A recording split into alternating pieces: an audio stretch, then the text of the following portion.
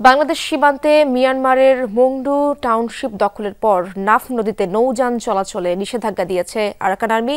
দেশটিতে যুদ্ধাবস্থার কারণে বন্ধ টেকনাফ সেন্ট মার্টিন রুটে নৌযান চলাচল। এ বিষয়ে আরও জানবো আমার সহকর্মী এহসান আল কুতুবের কাছ থেকে।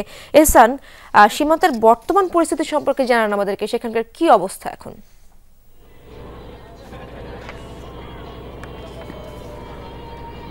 টেকনাফের মানুষের যে আতঙ্ক, অর্থাৎ তারা নির্ঘুম রাত কাটায়, এই সময়গুলো কিন্তু বেশ আমরা আমাদের নিউজে বলেছি এবং সাধারণ মানুষের যে কথা সেটিও তুলে ধরেছি। মূলত মিয়ানমারের রাখাইন রাজ্যে যে অস্থিরতা দুই বাহিনীর মধ্যে, সেই অস্থিরতার কারণে সেখানে যখন মিসাইল থেকে শুরু করে লেবুর সুঘ্রাণ আরো বেশি, ত্বকের যত্ন আরো বেশি, চলে আরো বেশি। আপনার পকেটে কি বিদেশি না বাংলাদেশি?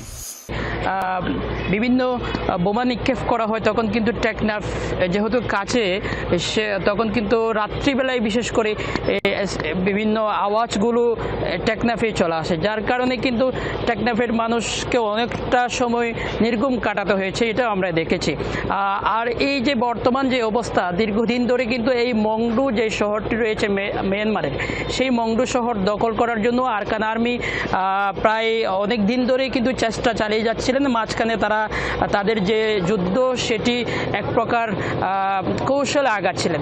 এই অবস্থায় আমরা দেখছি গত রোববারে কিন্তু তাদের পক্ষ থেকে সংবাদ মাধ্যমকে জানানো হয়েছে তারা মংডু যে শহরটি সর্বশেষ, সেই শহরটিও মিয়ানমার সেনাবাহিনীর কাছ থেকে তারা দখল করে নিয়েছেন, কেড়ে নিয়েছেন এবং তারা সেই শহরটি দখল করার কারণেই কিন্তু মিয়ানমার এবং বাংলাদেশের যে সীমানাবর্তী যে নাফ নদী রয়েছে, সেই নাফ নদীতেই তারা সব ধরনের যান চলাচল বন্ধ রেখেছে, যার কারণে যেহেতু এই টেকনাফ থেকে যেহেতু সেন্ট মার্টিনে ট্রলার চলাচল করে, এটিও কিন্তু বন্ধ করে দেওয়া হয়েছে। আমি কিন্তু সেই বুঝতেই পারছি সেখানকার অবস্থা। ধন্যবাদ আপনাকে।